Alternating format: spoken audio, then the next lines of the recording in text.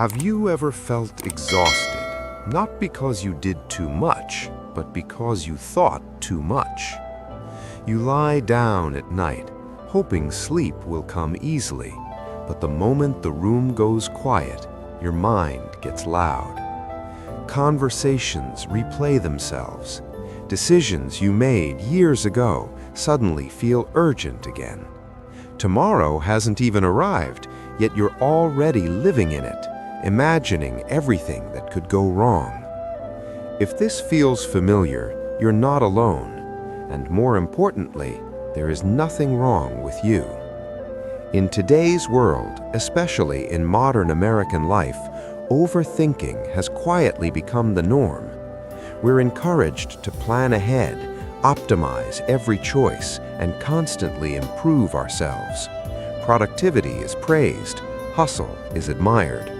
Rest often feels like a reward we haven't earned yet. So the mind keeps working and working and working.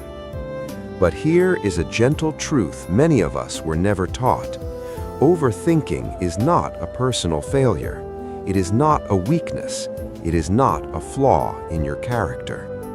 Overthinking is simply what a caring, intelligent mind does when it is trying to protect you. Why overthinking feels so heavy? The mind's original job is survival.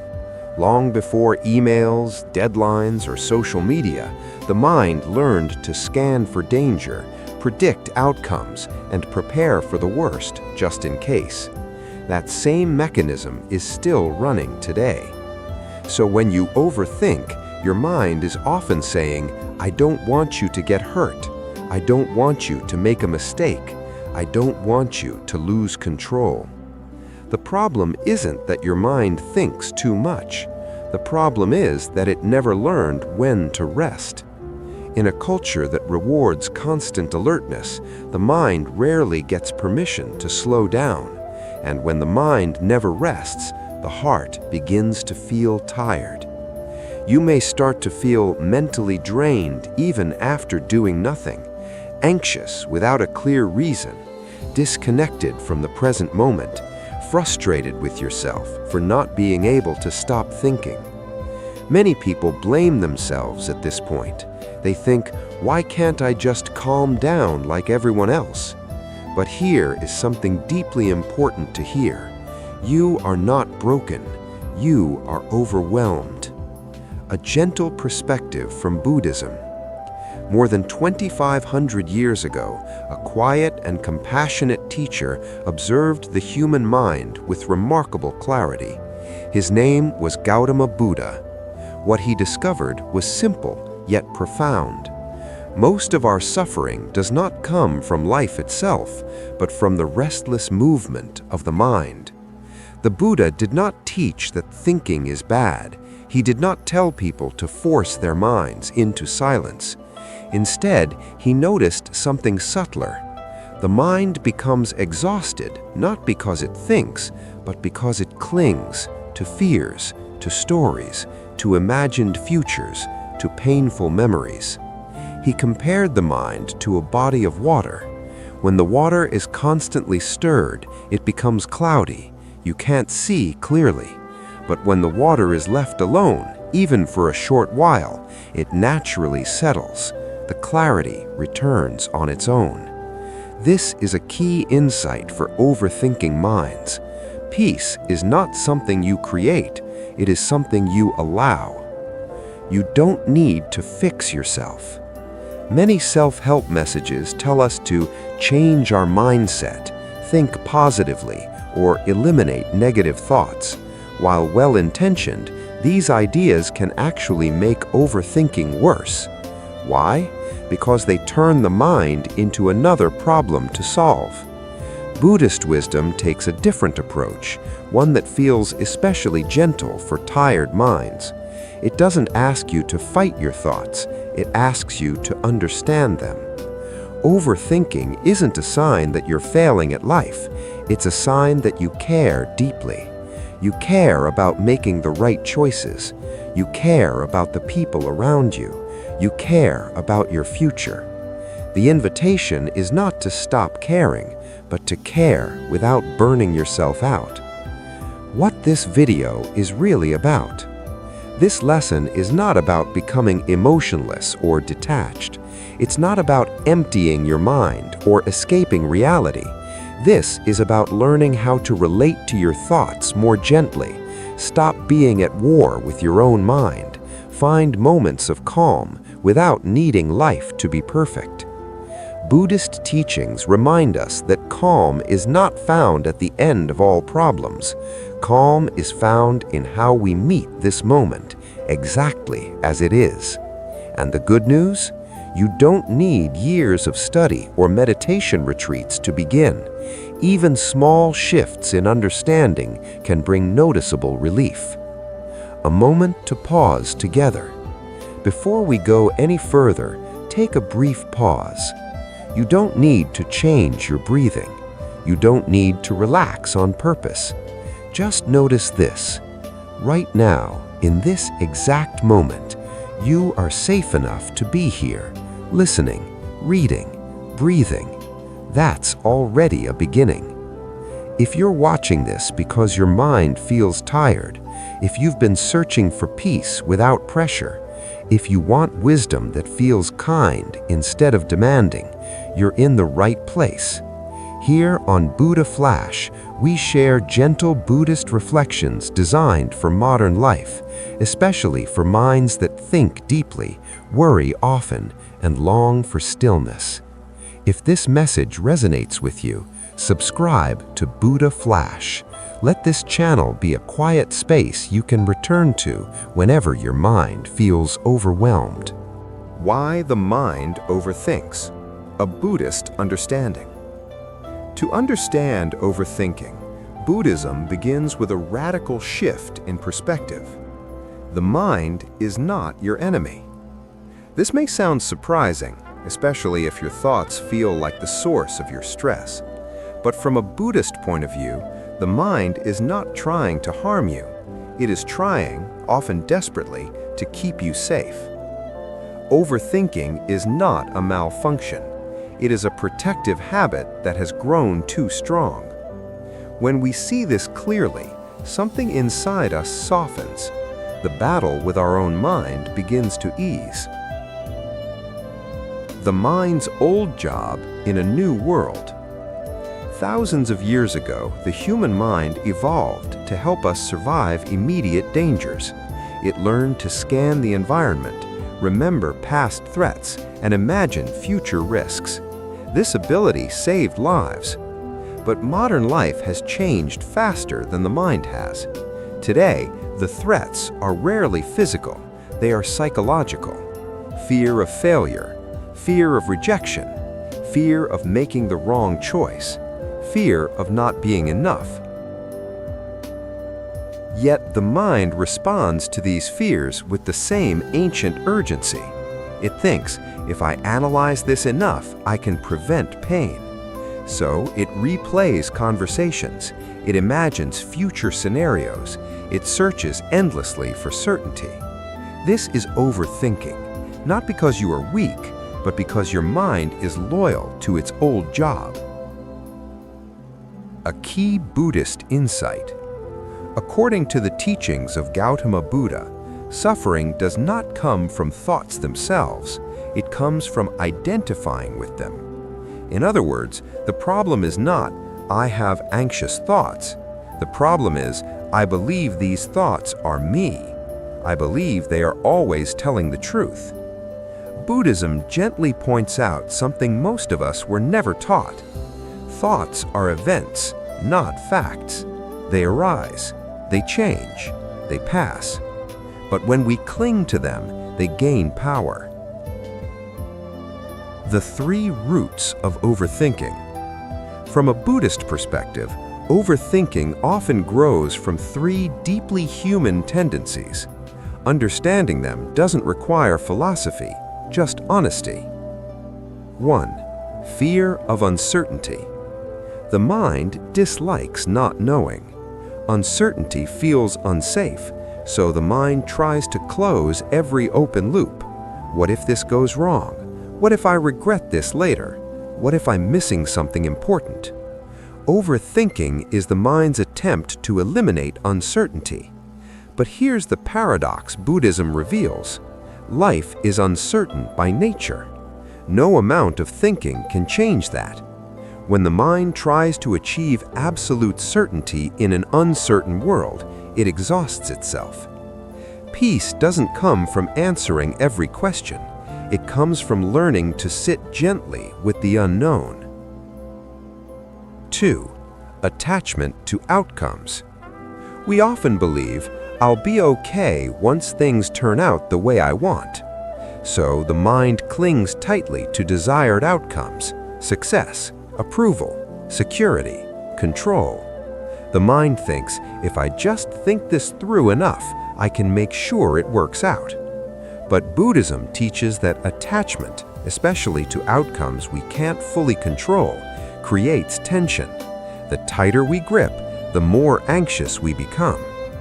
Overthinking is often a sign of wanting life to guarantee safety before we relax. Yet life makes no such promises. And strangely, when we loosen our grip just a little, the mind begins to rest. 3. Confusing thoughts with identity. This may be the most important insight of all. Many of us unconsciously believe, I am my thoughts. So when a thought appears like, I'm not doing enough, it feels like a personal truth. When a thought says, this could fall apart, it feels like a warning we must obey. Buddhism invites us to notice something revolutionary. You are the one who notices the thought, which means you are not the thought itself. Thoughts are visitors in the mind. Some are helpful, some are not, but none of them are permanent residents. When this is understood, not just intellectually, but gently felt, the intensity of overthinking begins to fade.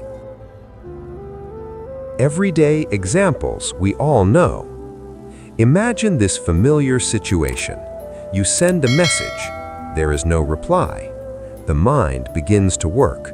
Did I say something wrong? Are they upset? Should I follow up? What if this changes everything? Nothing has actually happened, but the mind has created a full emotional experience. Buddhism doesn't judge this, it simply observes. The suffering came not from the silence, but from the stories built around it. Or consider lying awake at night, replaying a mistake from years ago. The body is safe in bed, but the mind is reliving the past as if it's happening now. This is the mind trying to protect you from repeating pain, but the past cannot be fixed by thinking about it again.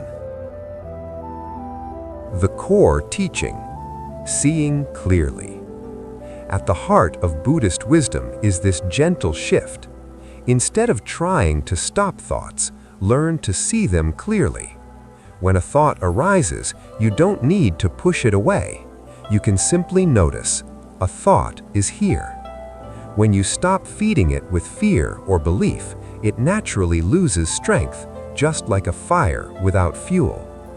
Overthinking persists not because thoughts are powerful, but because attention keeps returning to them. The moment awareness steps back, space appears. You don't have to win against your mind. Many people approach overthinking like a battle. I need to control this. I need to stop this. Buddhism suggests something much kinder. What if you didn't need to win, only to understand? The mind relaxes when it feels seen, not attacked. And understanding doesn't require effort. It requires presence. Coming back to the present, a gentle practice for overthinking minds. If overthinking had a single hidden belief beneath it, it might be this: I will feel at peace once I figure everything out. But Buddhism offers a softer, more liberating truth, one that feels especially kind to tired minds. Peace does not come from solving life. Peace comes from being present with life. You don't need to silence your thoughts. You don't need to fix your personality. You don't need to become a different version of yourself. You only need to learn how to come back again and again to this moment. The present moment is already enough. One of the most misunderstood ideas in Buddhist teaching is the idea of the present moment. Many people imagine it as a perfect state of calm, free from anxiety or noise. But the present moment isn't always peaceful. Sometimes it includes restlessness, worry, uncertainty, unanswered questions, and that's okay. According to the teachings of Gautama Buddha, freedom does not mean the absence of difficulty. It means not being trapped by it. The present moment doesn't ask you to feel good. It only asks you to be honest. When you stop arguing with what is already here, something surprising happens. The struggle softens. Practice 1. Watching the mind, not fighting it. Overthinking often grows stronger when we try to push it away. Stop thinking. Calm down. Why am I like this? These reactions send a message to the mind. Something is wrong, and the mind responds by working even harder. Buddhist practice suggests a different approach, one that feels almost too simple. Watch the mind the way you would watch the weather. When a thought appears, you don't need to analyze it or believe it. You can quietly note thinking, worrying, planning. That's it. No judgment, no fixing, no conclusion. Thoughts are like clouds. Some are light, some are heavy, but none of them stay forever.